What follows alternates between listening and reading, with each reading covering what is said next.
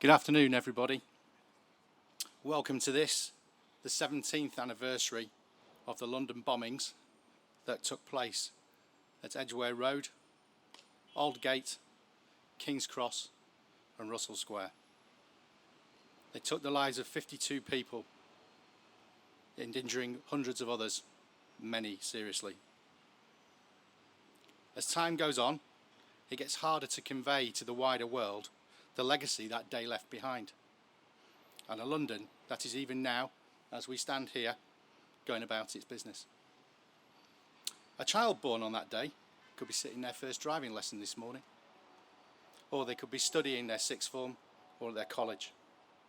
Yet for many of those who were caught up in the terrible events that day, it remains real and present as if it was yesterday. This is why today is so important to everyone, whether gathered at the bomb scenes, here in Hyde Park, or reflecting from the other side of the world.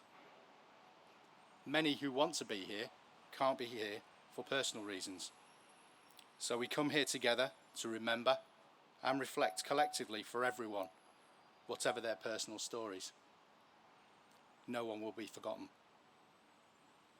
I'd now like to invite you all to take part in a minute's silence on behalf of those affected on the 7th of July 2005.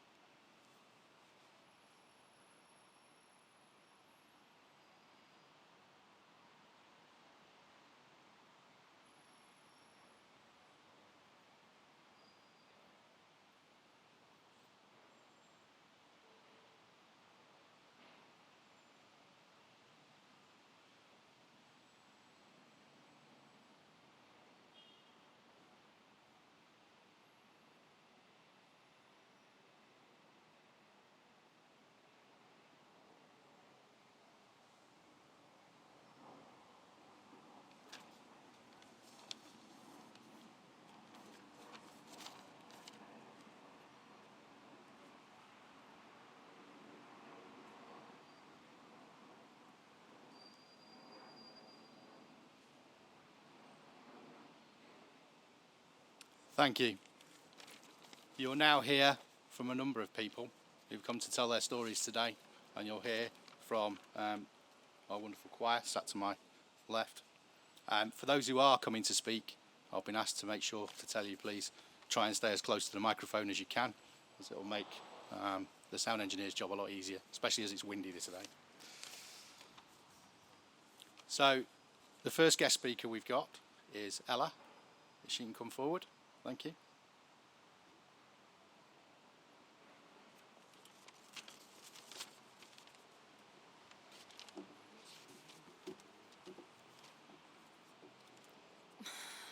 Can I just say thank you and well done to everybody that made it here today, because it's such a big thing for so many people for lots of reasons. 70 years on, here we are to express our thoughts, share support and pay respect for those who unfortunately just didn't come home on that day. As ever, my thoughts are with the families and everybody else whose lives have been affected. Some things will never be the same again. I think we all know that. My name's Ella and I was injured in the Edgware Road bomb. For the first 2 years I didn't attend these services. I couldn't engage with anything really. Not with these, not with my family, nobody. Certainly about anything that happened on that day. Blocking it out didn't serve me well at all. It was essential that I came to terms with it myself, perhaps before I was able to share it with anybody else. Shortly after I came out of hospital, someone asked me about the visible injuries that I had. And dismissively, I'm ashamed to say, I just said, oh, I had an accident. And this person then continued to go on about me having a road traffic accident, which really wasn't it at all, but I just didn't have the courage to say what had happened. Primarily because I suppose my biggest challenge was overcoming the guilt of getting out, overcoming the shame that I survived and that younger people than me didn't. At the time I was 40-something, and it was a good 5 years before I was able to return to any sort of employment. It did take a lot of professional help, and that was worth it, because I was able then to convert my shame into gratitude. And the gratitude I have is that's helped me recover. I'm here today to remember and pay my respects to those who didn't come home. It might have been 17 years ago, but time stood still for me, and perhaps for everybody really. There's some things that can't ever be put right. My gratitude is for the work that's been carried out by the organisations that, even though it's 17 years on, they're still here to support us, and for each other. I've been coming here for the last few years now, and it's absolutely amazing that although we were all strangers on that train, we come here and we come together and can be such a support at the times when we perhaps need it. I think it was said a moment ago, new recruits to the emergency services in 2005, it would be a lifetime away, wouldn't it? I think the thing that's important, though, is events like this continue so that our loved ones can be remembered, so that situations can, unfortunately, if they do still occur, I think we all hoped that it would never ever happen again, but knowledge has enabled things to move on, and perhaps the help and support is there now that perhaps wasn't there earlier on for some of us. I stand by my belief that there's far more good in the world than bad. I think there's a lot of awfulness that goes on, but you've only got to look at today and how everybody has supported each other and how much help there is when you reach out for it. So there's a lot more good than bad in the world. I think every one of us needs to be proud that we're able to carry on, do as we do, carry on with what we need to do, perhaps against all odds sometimes. And hopefully that will continue. Thank you.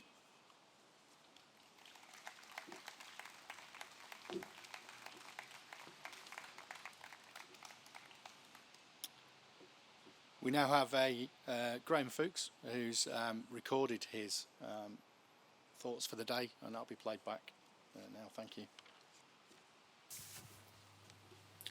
Good morning, everybody, and hello to all of you. We're not with you today because we're actually at David's grave. I'd like to start by saying thank you to the team that have put together today's event. I know how hard they've worked over the last month or two to make sure that today's event happens. It's 17 years ago now. 17 years of not being with David, not seeing him, not being able to talk to him, not being able to go to the pub with him. But I do say that every day I talk to him. I tell him all about Jill, his sister, and how Jill's married now, and she has 2 girls, so David has 2 nieces. I tell David all about the 2 girls and what they're doing and where they are. I tell David what's going on in the world, and we have long conversations about that, and it often helps settle my mind, and I begin to understand things perhaps a little bit better than I would do on my own. I tell him about my frustration. I still can't understand why anybody would believe that the attack and all the other terrorist attacks we've suffered in this country, why anybody would believe that they're a good idea, that they would actually achieve anything, because we know they achieve absolutely nothing. I tell him about my expectation immediately after the attack, that the government or someone would produce a master plan or a route map of how to stop this madness. I tell him how one day I realised just how powerless the government is in their ability to change people's beliefs and behaviours. I tell him that one day I realised that I now know that the power to make change sits with us. I tell him that I know we will succeed because I see all around me so many people doing so much good work. So I know that one day we will all eat together rather than fight each other. I know that one day this madness will stop. Also, I tell David about everybody else that I've met through 7/7, and I know the pain and the suffering that we've all endured. So my best wishes and our thoughts go to all of you, today and forever. Take care and have a good day.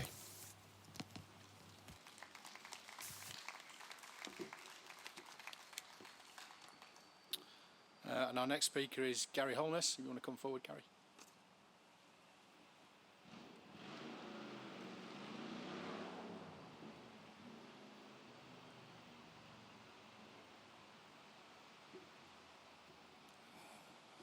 Good afternoon, everybody. Just listening to what Graham said has really touched me because of what I'm about to say.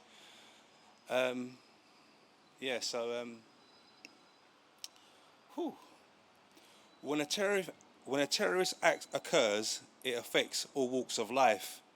Regardless of race, creed, colour, we all feel that strife. Yes, it's a criminal act, and I don't want to get too technical, but lessons I've learned in life is not to take things personal.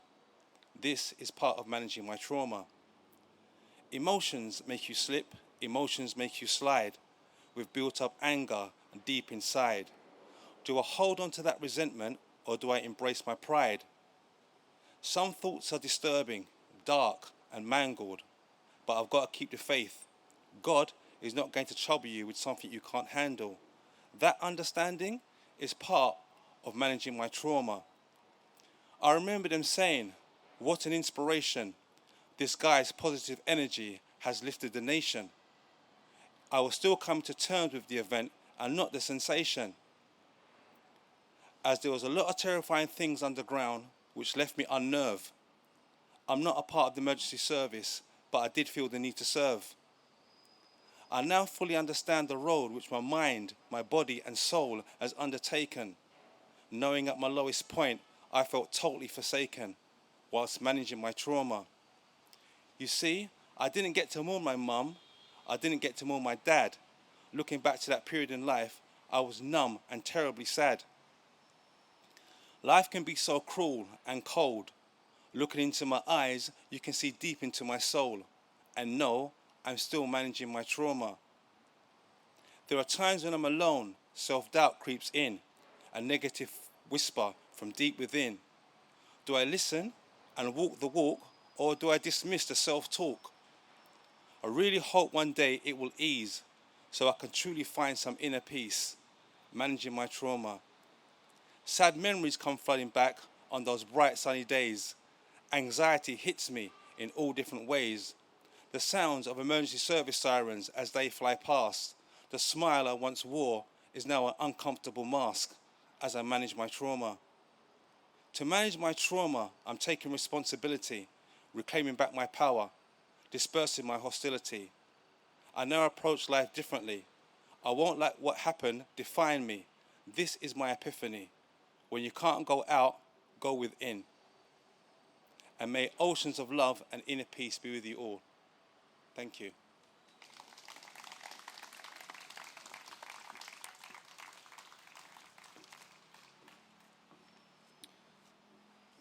I'd now like to hand over to our friends at the London International Gospel Choir, please.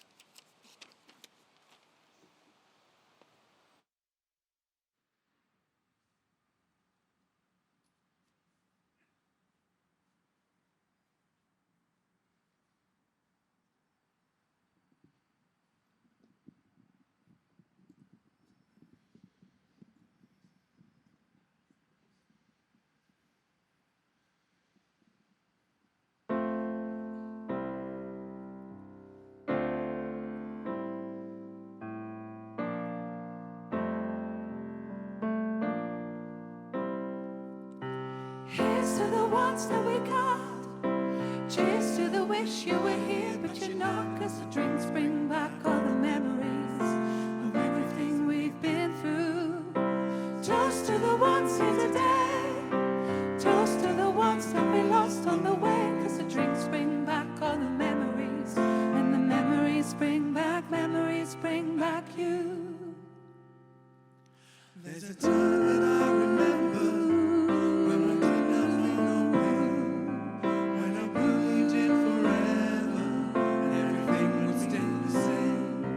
Now my heart beats like December when somebody says your name. 'Cause I can't reach out to call you, but I know I will one day.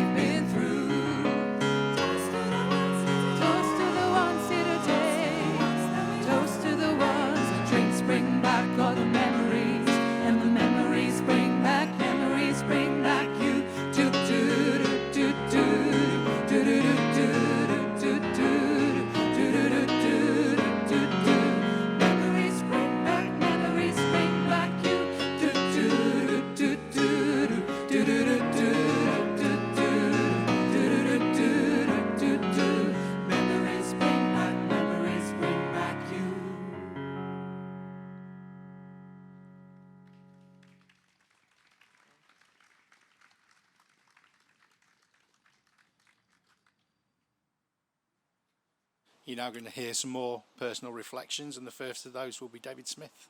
Please.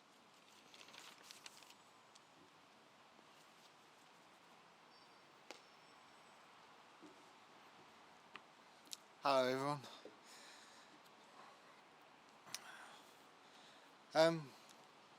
I was asked here today to share my story. My story starts in Tavistock Square. I've recounted my story many times over the years. Hopefully I've helped people. It certainly helped me. My story is very much the same as a lot of other people actually. Coming to terms with what happened. I struggled with that, as I know so many other people did. When an event changes your life in such a monumental way, you can never prepare for it. You never know what the effects that will have. I was woefully naive, thinking that I could ignore it, put it away, get back to normal. That was never going to happen. For 5 years I kind of just buried my head in the sand. Got really dark times, became dark times for me, lots of breakdowns, that sort of thing. My life absolutely went in a downward spiral. I didn't know what was wrong. I didn't know why I couldn't get back to normal, and I just couldn't cope. 2014 I came here for the first time and met other people. Something I'd never done before. This is where I found the hope. I hoped that things were going to get better from here. I spoke to other people. We shared our stories, and I found that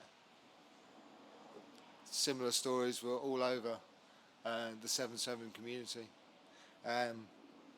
This was my first step to understanding everything that I was going through. I know that going back to my old life was impossible, really. No normal back there. But I'd been given an opportunity by meeting people and sharing stories and listening, how I could rebuild my life. I accepted facts that I was going to be a different person from before. But I also realised that by sharing my stories and listening to others, some healing could take place, as well as rebuilding. There have been several twists and turns in my life, in my story, since then. But with my newfound ability of acceptance, I managed to cope for the first time in a long time. So things seemed under control, things were getting better. I was part of a loving community. I've got great friends, people I would never have met. And, you know, been doing well. Then the pandemic hit. We're all down, locked away again. First I took it in my stride. That was hard, but you know, I could accept it. I knew it would pass, but I struggled. I must admit, I struggled. But the 7-7 community was there again.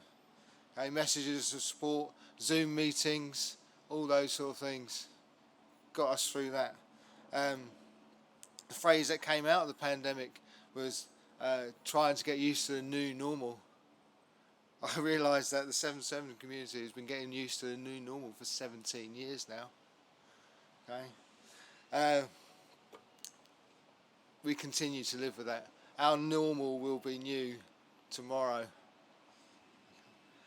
7th of July, remembrance and commemoration is so important to me. It was a new normal. I hadn't been there before, 2014. But now it's my honour just to be here. Thank you so much for letting me come up and talk today. I'll continue. I'll come and listen. I'll come and tell my story. I'll come and support anyone. Like I know I've got all the support out there. The event that changed my life isn't the bombing in Tavistock Square. It's the meeting the community here in 2014. That's the event I take away as changing my life. Be good to yourselves. Thank you very much.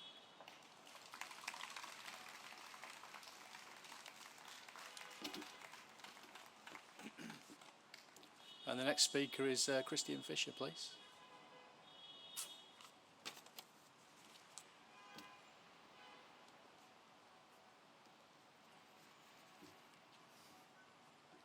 Hello everybody. I would like to take this privileged opportunity to give you a very brief introduction to my story.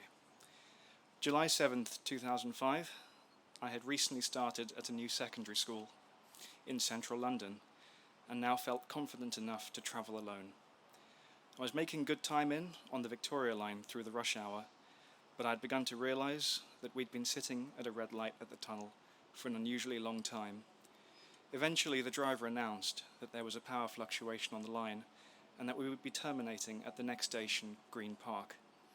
Alone, lost, and feeling uneasy at this strange situation, I began to figure out my way into school. Eventually, I made it to the school gates, where the headmaster sent me up to the main assembly hall to join the rest of the pupils who made it in. This hadn't happened before either, so now I was getting increasingly anxious. We were told by a teacher that our parents had been contacted and were on their way to take us home.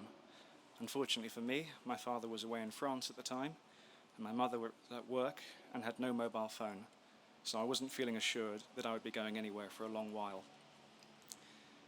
My friend's mother appeared soon after to collect him, and they offered to take me home with them. I think they could see how lost and worried I looked. Things were looking good again, and off we went to their home near Russell Square. As we walked through the streets, I began to notice how crowded with commuters the pavements were. At the same time, I realised how constant the sound of sirens were, appearing to pass in every direction. I had no doubt now that something dreadful was happening. We'd now reached Tavistock Square, and it was not much further to the safety of my friend's house. Moving through the commuters, close to the BMA building, I suddenly became caught in the tragic event that has brought me here today. There is no doubt that this experience has changed me. Witnessing this at the age of 13, a time when my personality and identity were just beginning to develop, gave me a very sudden dose of maturity. I became less vocal and less confident, but more compassionate and protective of others. I simply didn't have the experience or knowledge to fully understand what had happened, so I put it aside to the back of my mind. Days passed, and the 24-hour rolling news and school gossip made the thoughts very hard to ignore. But I couldn't risk joining in with the discussions for the very real fear of frightening my classmates and being seen as an unrelatable outsider. I wasn't going to tell my family either, for fear of giving them the worry of how vulnerable and psychologically harmed I may be. I had to protect my independence. Eventually, the news coverage began to slow, and I could return to growing up and being with my friends, but I never felt completely back in the now with them. Anyone with experience of PTSD will know the revolving door feeling of a flashback. You step into the memory at random, it spins you through the visual and emotional feelings until you find an opportunity to break free, back into the present. Eventually, after 11 years of bearing this weight alone, I found this community. Without your support, I wouldn't have been able to have found the courage or strength to address the memories and to reclaim my future. Sharing this memorial with you has provided a regular and powerful reminder that I am not alone. All of you have given me limitless kindness and inspiration in the years that I have been fortunate enough to know you. Thank you.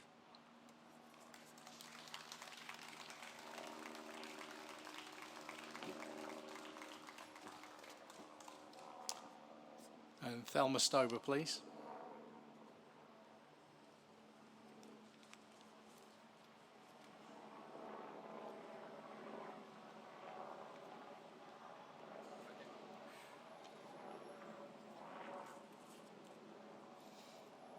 "17 years on, I still feel very emotional every 7th of July. It's unbelievable that it's 17 years since we became a family. Many people have forgotten. I was in the office yesterday and somebody wanted to arrange a meeting with me today. And I said, I'm sorry, it's the 7th of July, I can't do it. And they said, what's special about the 7th of July? And I just smiled. Today is also a staff conference in the office. And people kept asking me, are you coming in person or are you going to join by Zoom? And I said, I never work on the 7th of July. And people say, what's so special about the 7th of July? And I stopped explaining. 17 years ago, 4 bombs were detonated in 3 London tubes and a bus, which changed the lives of individuals and families forever. Every year, the 7th of July has meant one thing for us in London and beyond, even if only subconsciously. The anniversary of the atrocities of the 7th of July 2005. Remembrance is to relieve the loss and the love, the courage to tell and retell our stories again and again, so lessons can be learned and what happened can never happen again. 52 innocent men and women lost their lives in London in the most tragic and shocking of circumstances. People from across the UK and from many other countries were caught up in those events. Many of us suffered life-changing and everlasting injuries, seen or unseen. For me, the effects of 7th of July defined what it meant to meet with adversity.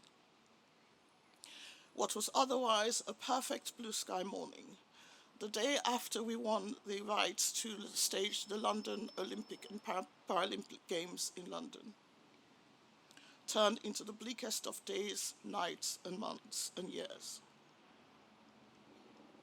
17 years may seem a long time, but for those of us affected, it only seems like yesterday. It's interesting what triggers things. Someone mentioned the pandemic. When we were forced to stay home, the memories of being forced to stay at home during 7th of July and thereafter came back, and I had to seek trauma support. On my way here this morning, there was an ambulance in front of me, coincidentally, and it would not move. And the memories of being in an ambulance on the 7th of July, being taken to the London hospital, all came back.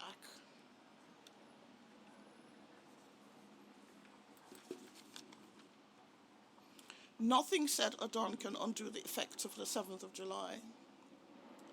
Fate brought us together, and as we continue in our various ways to live with the atrocities of that day, I hope that in the name of love and courage, we can continue to find ways of standing shoulder to shoulder in solidarity, supporting each other in any way we can.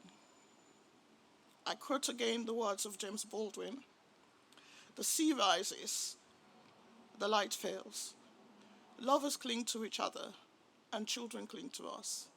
The moment we cease to hold each other, the moment we break faith with one another and cease caring for one another, the sea engulfs us and the light goes out." God bless the soul of every person who lost their lives. They each had a face, a story, a life caught shut from under them.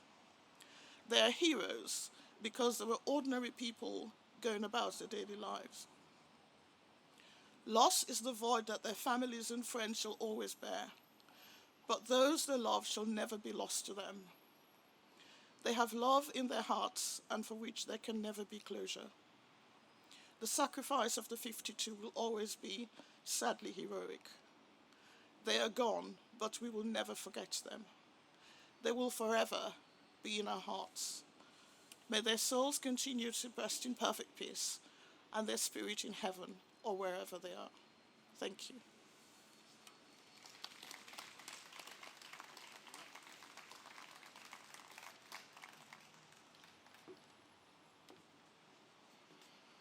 And again, I'd like to hand back to the London International Gospel Choir. Thank you.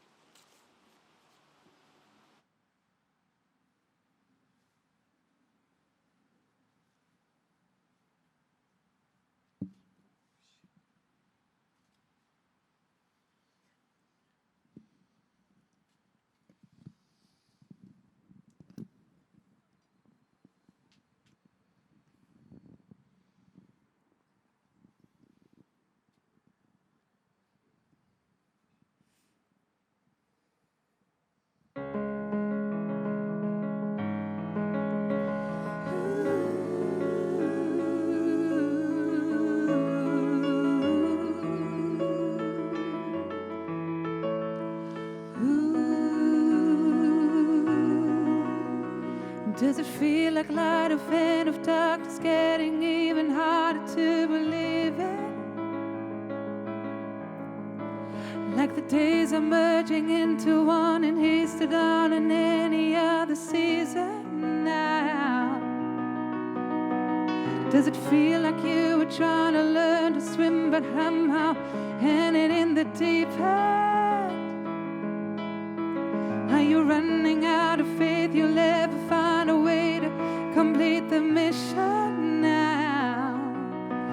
Yes, you will. Yes, you can. Find a strength in you deep within. Even though it feels like quicksand, don't lose faith, you will rise again. Yes, you will. Yes, you can. I'm reaching out to you, take my hand. For you there's a much bigger plan. Yes, you will. Yes, you can. Could you really lose some sleep, but usually find you always sleepless in the nighttime? Have you tried your best at staying positive, but finally giving up on bright side now? Do you have 1,000 dreams, but then a million reasons why you won't achieve them? If you're on the edge, so please, I beg, just take a breath and take a sec to listen now. Yes, you will.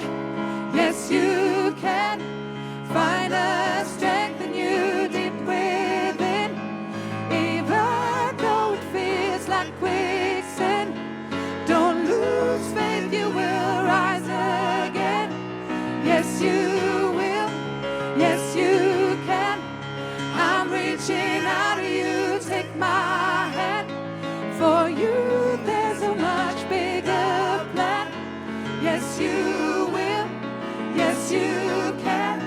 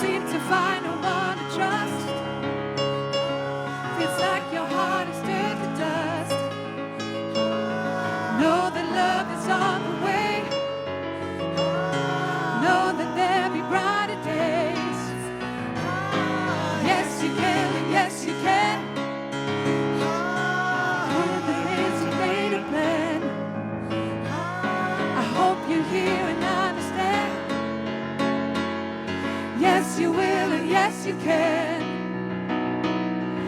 Yes, you will, and yes, you can. Yes, you will, and yes, you can.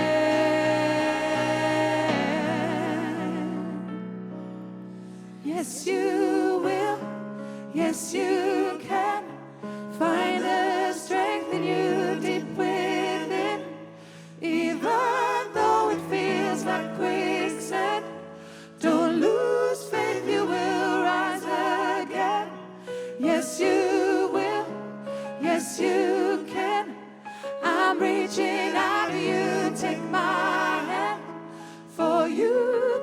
much bigger plan. Yes, you will. Yes, you can.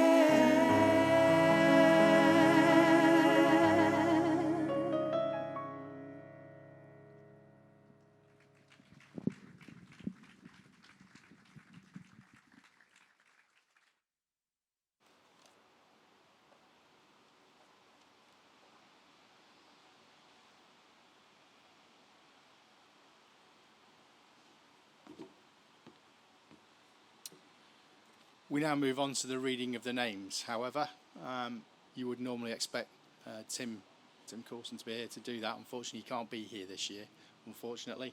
But we have an alternative, if we could. Thank you. The names of those who died at 4 stations in London on the 7th of July 2005. At King's Cross and Russell Square, James Adams, Sam Badham, Lee Christopher Harris, Philip Beer, Anna Brandt, Kieran Cassidy, Rachelle Chung Fo-Young, Liz Daplin, Arthur Frederick, Carolina Gluck, Gamze Gunoral, Ojara Ikiagwu, Emily Jenkins, Adrian Johnson, Helen Catherine Jones, Susan Levy, Shelley Mather, Michael Matsushita, James Mays, Benaz Mazaka, Mihaela Otto, Atiq Sharifi, Ihab Slimani, Christian Nijara Diawara Small, Monica Sukoka, Marla Trivedi. And at Tavistock Square, Anthony Fatai Williams, Jamie Gordon, Giles Vernon Hart, Marie Joanne Hartley, Miriam Hyman, Shahara Islam, Neetu Jain, Sam Lee, Shayanuja Nirashini Paratha Sangari, Anat Rosenberg, Philip Stewart Russell, William Wise, Gladys Wundoa. And at Aldgate, Lee Baston, Benedetta Chacha, Richard Ellery, Richard Martin Gray, Anne Moffat, Fiona Stevenson, Carrie Taylor. And at Edgware Road, Michael Stanley Brewster, Jonathan Downey, David Fuchs, Colin Morley, Jennifer Vander Ann Nicholson, Laura Susan Webb.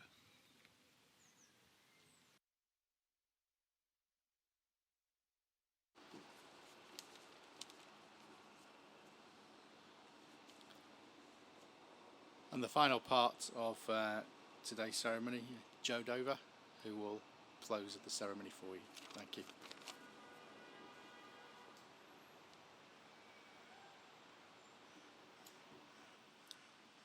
Good afternoon, everyone.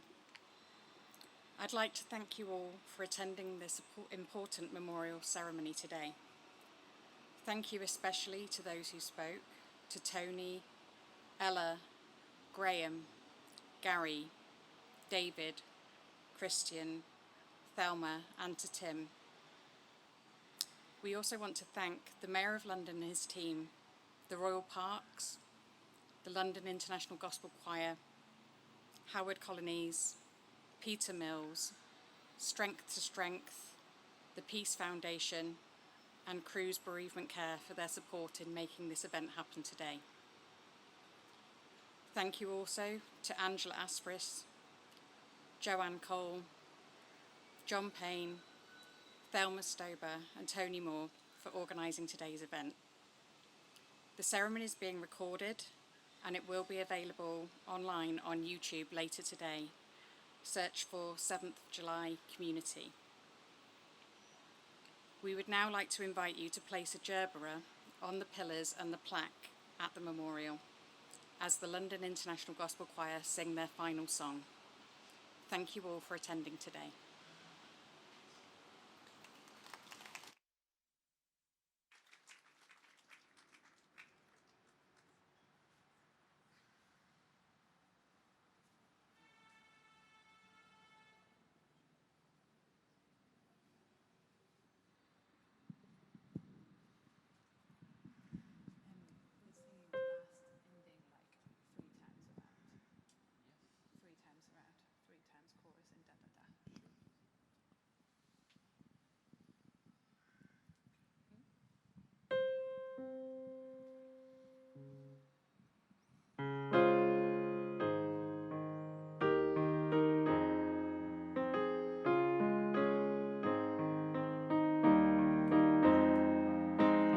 Bring me a higher love.